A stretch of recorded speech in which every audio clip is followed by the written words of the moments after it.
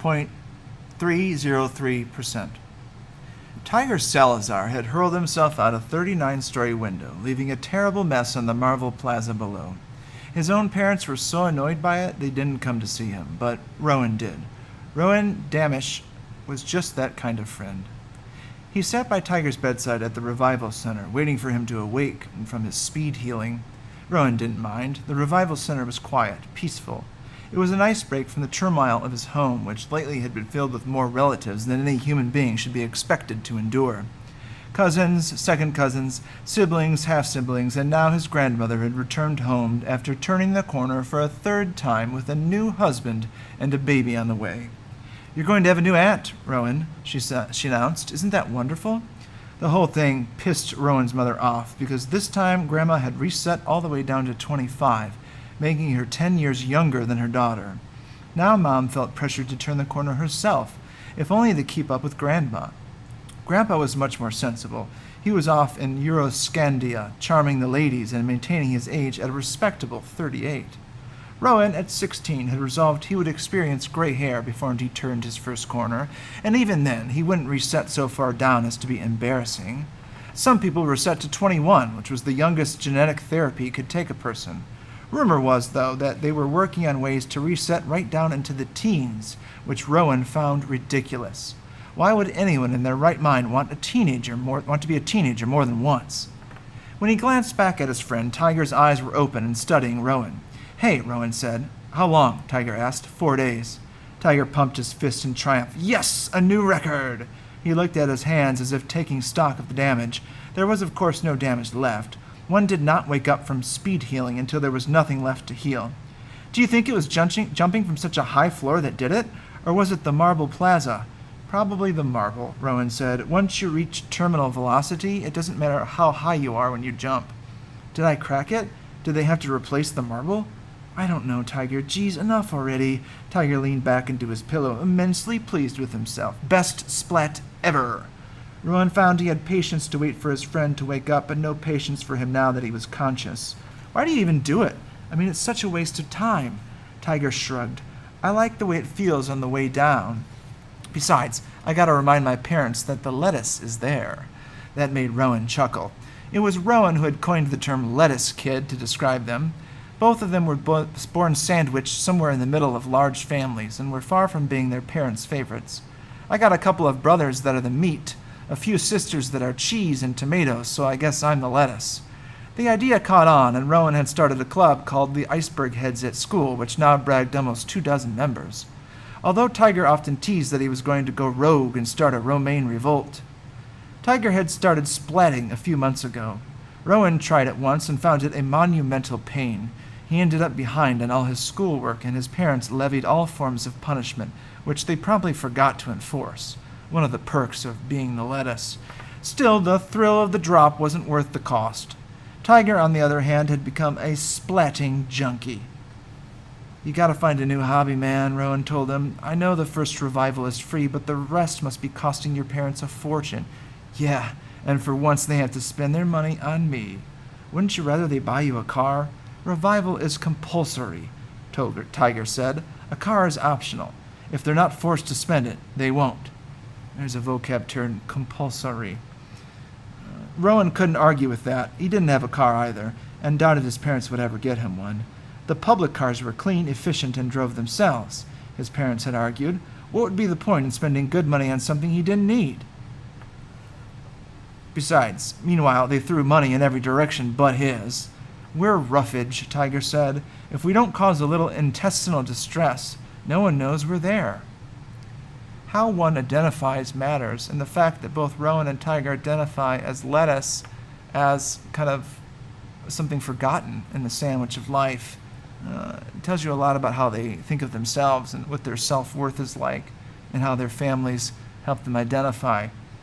The things you identify as and the things you identify with very much affect who you are and who you become. The following morning, Rowan came face to face with a scythe. It wasn't unheard of to see a scythe in his neighborhood. You couldn't help but run into one once in a while, but they didn't often show up in a high school. The encounter was Rowan's fault. Punctuality was not his strong point, especially now that he was expected to escort his younger siblings and half-siblings to their school before hopping into a public car and hurrying to his. He had just arrived and was heading to the attendance window when the Scythe came around a corner, his spotless ivory robe flaring behind him. We should already know who this Scythe is, given the ivory robe, given that every Scythe picks their own color. We have to ask, what kind of outside responsibilities do your parents push on you and expect of you? We see Rowan in charge of his younger siblings. Perhaps you're in charge of your younger siblings. It is stressful to have that extra responsibility, and yet it's so helpful to your family and to your parents when you step up and can do this, because a family only stays together when everybody pulls their weight. Once, when hiking with his family, Rowan had gone off on his own and had encountered a mountain lion.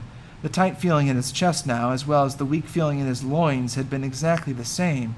Fight or flight, his biology said, but Rowan had done neither. Back then he had fought those instincts and calmly raised his arms as he had read to do, making himself look larger. It had worked, and the animal bounded away, saving him a trip to the local revival center. And if you're ever near a bear, this could perhaps save your life as well. Now, at the sudden prospect of a scythe before him, Rowan had an odd urge to do the same, as if raising his hands above his head could frighten the scythe away. The thought made him involuntarily laugh out loud. The last thing you want to do is to laugh at a scythe. Notice the comparison, the analogy of the scythe and the mountain lion. That analogy is a writer's tool, a writer's move Schusterman is using. And you have to ask yourself, does anybody want to be laughed at, scythe or otherwise? The answer is 100% no. I think of George Orwell's Shooting an Elephant, when the protagonist admits in that essay that he shoots the elephant to avoid being laughed at by the people, by the Indians that are watching him, expecting him to make a decision. Donald Trump ran for president because President Obama laughed at him during the White House press corps dinner when President Obama was in office. And that was the moment Trump decided to run, when President Obama told the joke at his expense. And so, if you really are upset with President Trump, in all honesty, you have President Obama as the person who is responsible for President Trump's running and election, of course. Could you direct me to the main office? The man asked. Rowan considered him giving directions and heading the opposite way, but decided that was too cowardly. I'm going there, Rowan said. I'll take you. The man would appreciate helpfulness, and getting on the good side of a scythe couldn't hurt. Rowan led the way, passing other kids in the hall, students who, like him, were late or just on an errand. They all gawked and tried to disappear in the wall as he and the scythe passed. Somehow, walking through the hall with the scythe became less frightening when there were others to bear the fear instead, and Rowan couldn't deny that it was a bit heady to be cast as a scythe's trailblazer riding in the cone of such respect. It wasn't until they reached the office that the truth hit home. The scythe was going to glean one of Rowan's classmates today. Everyone in the office stood the moment they saw the scythe, and he wasted no time. Please have Cole Whitlock called to the office immediately. Cole Whitlock? Said the secretary. The scythe didn't repeat himself because he knew she had heard. She just wasn't willing to believe. Yes, Your Honor, I'll do it right away. Rowan knew Cole. Hell, everyone knew Cole Whitlock. Just a junior, he had already risen to the school's quarterback. He was going to take them all the way to a league championship for the first time in forever. The secretary's voice shook powerfully when she made the call into the intercom. She coughed as she said his name, choking up, and the scythe patiently awaited Cole's arrival. The last thing Rowan wanted to do was antagonize a scythe. He should have just slunk off to the attendance window, gotten his readmit, and gone to class. But as with the mountain lion, he just had to stand his ground. It was a moment that could change his life. You're gleaning our star quarterback, I hope you know that. The scythe's demeanor, so cordial a moment before, took a turn toward tombstone. I can't see it's any of your business. You're in my school, Rowan said. I guess that makes it my business. Then self-preservation kicked in, and he strode to the attendance window just out of the scythe's line of sight. He handed in his forged tardy note, all the while muttering, "Stupid, stupid, stupid," under his breath. He was lucky he wasn't born in a time when death was natural, because he'd probably never survived to adulthood. As he turned to leave the office, he saw a bleak-eyed Cole Whitlock being led into the principal's office by a scythe.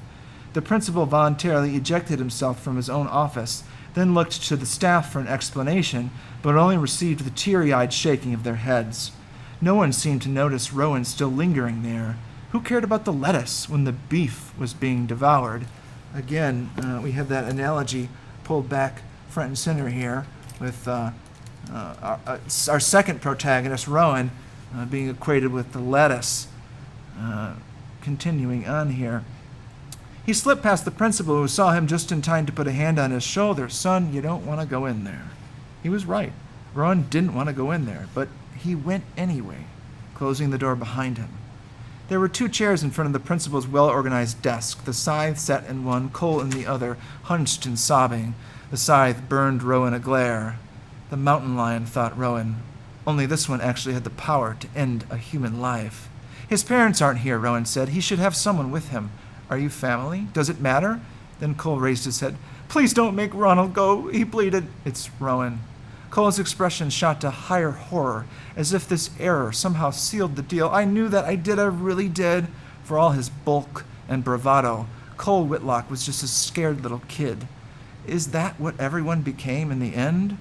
Rowan supposed only a side could know. Not those who know how to die before they die, as the Buddhists discuss. Buddhists believe that you have to learn to die before you die. In other words, accepting your death, knowing it's going to happen, and greeting it and treating it even as a friend in the end, instead of becoming, as Cole Whitlock here is. And yet, we can of course sympathize. Who wouldn't act the way he is acting, especially at 16? As Rowan went around to pull out the principal's desk chair, he wondered if the Scythe was being ironic or sarcastic, or if he didn't even know what making oneself comfortable was impossible in this presence. "You can't do this to me," Cole begged. "My parents will die. They'll just die." "No, they won't," the Scythe corrected. "They'll live on." "Can you at least give him a few minutes to prepare?" Rowan asked. "Are you telling me how to do my job? I'm asking you for some mercy." The Scythe glanced at him again, but this time it was somehow different. It wasn't just delivering intimidation. He was extracting something, studying something in Rowan. "I've done this for many years," the Scythe said. "In my experience, a quick and painless gleaning is the greatest mercy I can show." Ask yourself, for what is the Scythe studying Rowan for? Then at least give him a reason. Tell him why it has to be him. "It's random," Rowan, Cole said. "Everyone knows that. It's just freaking random." But there was something in the Scythe's eyes that said otherwise, so Rowan pressed. "There's more to it, isn't there?" The Scythe sighed. He didn't have to say anything. He was, after all, a Scythe, above the law in every way. He owed no one an explanation, but he chose to give one anyway. Removing old age from the equation, statistics from the age of mortality cite 7% of deaths as being automobile-related. Of those, 31% involved the use of alcohol, and of those, 14% were teenagers. Then he tossed Rowan a small calculator from the principal's desk. "Figure it out yourself."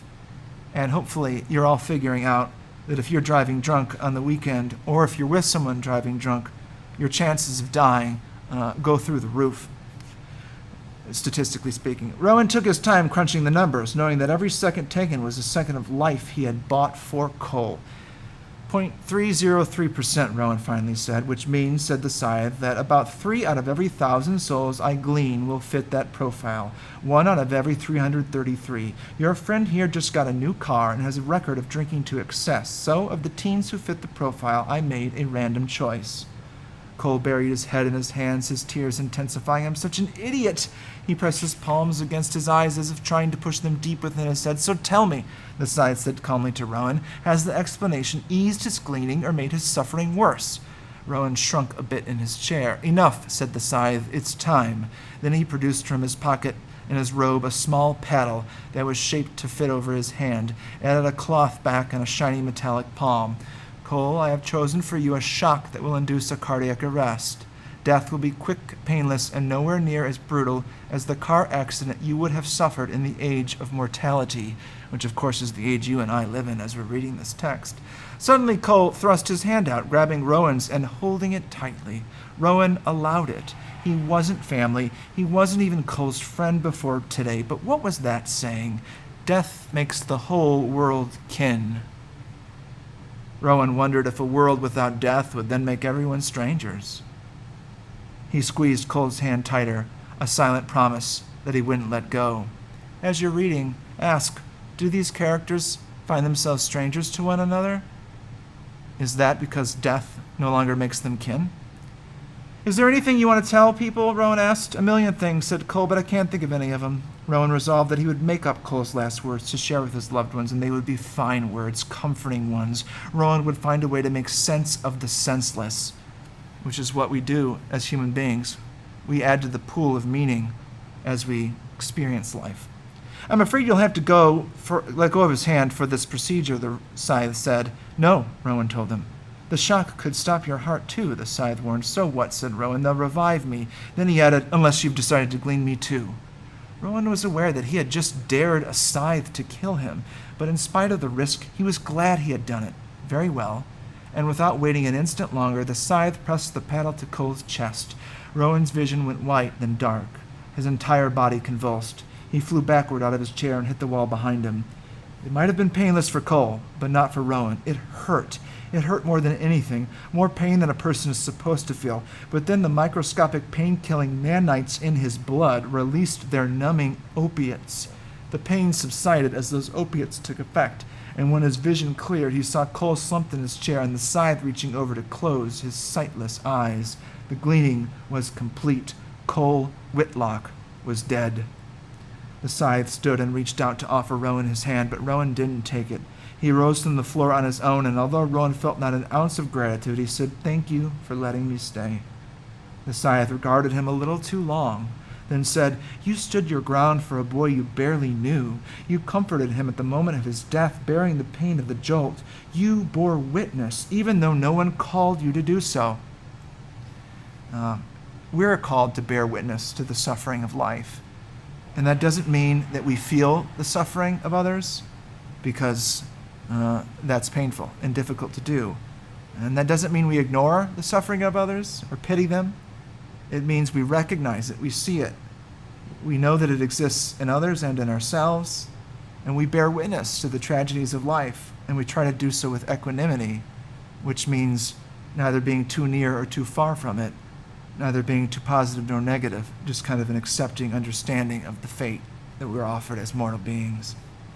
Rowan shrugged. "I did what anyone would do. Did anyone else offer?" the Scythe put to him. "Your principal, the office staff, any of the dozen students we passed to the hall?" "No," Rowan had to admit, "but what does it matter what I did? He's still dead. And you know what they say about good intentions?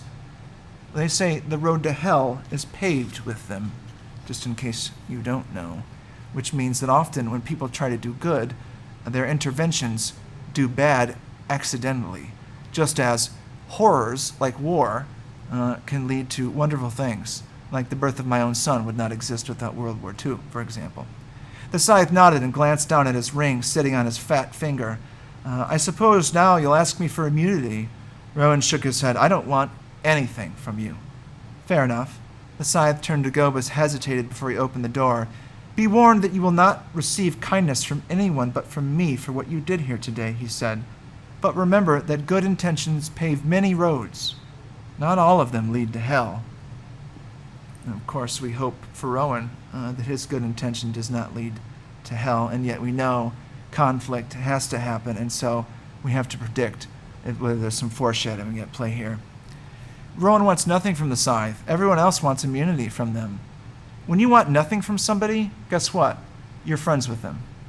Okay, if you want nothing of somebody, you truly love them as they are. You accept them unconditionally, and you want nothing from them but for them to be as they are. The slap was just as jarring as the electric shock, even more so because Rowan wasn't expecting it. It came just before lunch as he was standing in his locker and flew in with such force it knocked him back, making the row of lockers resound like a steel drum.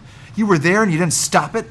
Mara Pavlik's eyes flared with grief and righteous indignation. She looked ready to reach up his nostrils with her long nails and extract his brain. "You just let him die?" Mara had been Cole's girlfriend for over a year. Like Cole, she was a highly popular junior, and as such would actively avoid any interaction with sophomore rabble such as Rowan. But these were extraordinary circumstances. It wasn't like that, Rowan managed to blurt out before she swung again. This time he deflected her hand. She broke a nail but didn't seem to care. If nothing else, Cole's gleaning had given her perspective. It was exactly like that. You went in there to watch him die. Others had begun to gather, drawn, as most are, to the scent of conflict. He looked to the crowd for a sympathetic face, someone who might take his side, but all he saw in the faces of his classmates was communal disdain. Mara was speaking and slapping for all of them. People are often drawn to conflict, but if you whip your phone out during a conflict in order to, laugh at the video later, you're dehumanizing yourself and the person you're recording. And if you're recording, to make it available for law enforcement or something because you want to record the events, I suppose that's different. But that's typically not why students pull out their phones now, is it? This is not what Rowan had expected. Not that he wanted a pat on the back for coming to Cole's aid in his last moments, but he wasn't expecting such an unthinkable accusation. What are you, nuts? Rowan shouted at her. At all of them. You can't stop a Scythe from gleaning. I don't care, she wailed. You could have done something, but all you did was watch. I did do something. I held his hand. Here, pause before a rush to judgment is in order. But that's not what Mara does. She slams him back into the locker with more strength than he thought she could possibly have. You're lying. He'd never hold your hand. He'd never touch any part of you. And then I should have held his hand. Around them, the other kids scowled and whispered things that they clearly wanted him to hear. I saw him walking in the hall with the Scythe like they were best buddies. They came into school together this morning. I heard he gave the Scythe Cole's name. Someone told me he actually helped. Notice how the rumors get out of control quickly. If you pass on those rumors, you're no better than the one who started it. He stormed to the obnoxious kid who made the last accusation, Ralphie something or other. Heard from who? No one else in the room, you moron. But it didn't matter. Rumors adhered to no logic but their own. Don't you get it? I didn't help the Scythe. I helped Cole, Rowan insisted. Yeah, helped him into the grave, someone said, and everyone else grumbled in agreement. It was no use. He had been tried and convicted, and the more he denied it, the more convinced they'd be of his guilt. I'm reminded here of thou doth protest too much. The idea, starting in Shakespeare and probably earlier, that if you rush to defend yourself too adamantly, people will take that intense defense as a sign of guilt, unfortunately. So you may protest when someone has it wrong, but try not to do it in an overly eager way or a overly emotional way, as difficult as it can be when you're trying to right incorrect rumors. They didn't need his act of courage. What they needed was someone to blame, someone to hate. They couldn't take their wrath out on the Scythe, but Rowan Damisch was the perfect candidate. I'll bet he got immunity for helping, a kid said, a kid who'd always been his friend. I didn't. Good, said Mara with absolute contempt. Then I hope the next Scythe comes for you. He knew she meant it, not just in the moment, but forever. And if the next Scythe did come for him, she would relish the knowledge of his death. It was a darkly sobering thought that there were now people in this world who actively wished him dead. It was one thing not to be noticed. It was something else entirely, to be the repository of an entire school's enmity. Only then did the Scythe's warning come back to him, that he would receive no kindness for what he had done for Cole. The man had been right, and he hated the Scythe for it, just as the others hated Rowan. Notice the flashback here reminds the reader of what the Scythe said, and that it does indeed come to pass. Notice, wrongly, Rowan is now the repository of an entire school's enmity. Enmity, a term you should define. You probably don't know the definition of. Notice how Mara rushes to judge instead of staying a moment and getting all the facts before she makes a decision. If you rush to judge on social media after one fact comes out about an event, you're no better than Mara. In fact, you are Mara. For example, many of the cancel culture rush to judgment events may initially have looked like the person did something that was a great harm, but when you closely examine the facts surrounding the issues, you'll realize that most of these people are human beings who just made a mistake. And if you don't expect human beings to make mistakes, you're expecting something that is impossible, right? And so instead of, canceling people for making mistakes, let's educate one another and learn. Let's not act as Mara does, with absolute contempt when she doesn't even have all the facts. Unless you have all the facts about an event, you should withhold judgment. If you judge with only a few facts, you are Mara. And, of course, you are to be despised, is what I think the book suggests. That's me reading into it. Okay, 2042. It's a year that every school child knows. It was the year when computational power became infinite, or so close to infinite that it could no longer be measured. It was the year we knew everything. The cloud evolved into the thunderhead, and now all there is to know about everything resides in the near infinite memory of the thunderhead for anyone who wants to access it. take a moment here. Predict when you think AI will reach infinite computational power. When will we have artificial intelligence as a major part of society? Artificial intelligence already makes decisions on investing for wealthy investors. As you know, it now writes articles as well. It drives cars. What will the future look like? When will my job be eliminated by AI? Perhaps it already should be eliminated with the internet and its powers. But like so many things, once we had possession of infinite knowledge, it suddenly seemed less important, less urgent. Yes, we know everything, but I often wonder if anyone bothers to look at all that knowledge. There are academics, of course, who study what we already know, but to what end? The very idea of schooling used to be about learning so that we could improve our lives and the world. But a perfect world needs no improvement. Like most everything else we do, education, from grade school through the highest of universities, is just a way to keep us busy. 2042 is the year we conquered death, and also the year we stopped counting. Sure, we still numbered years for a few more decades, but at the moment of immortality, passing time ceased to matter.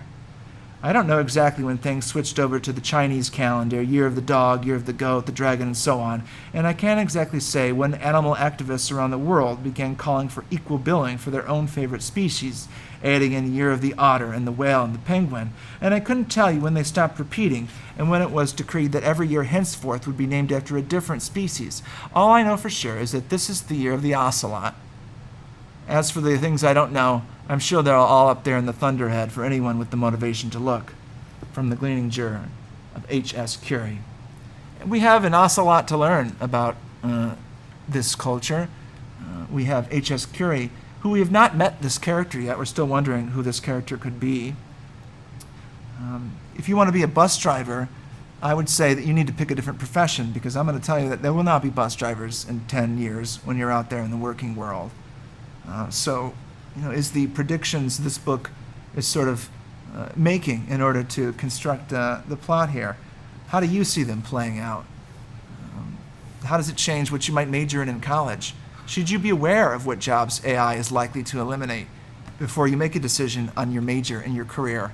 The answer is an absolute, fundamental, huge yes. The research is out there. It doesn't mean it's correct, but look into it.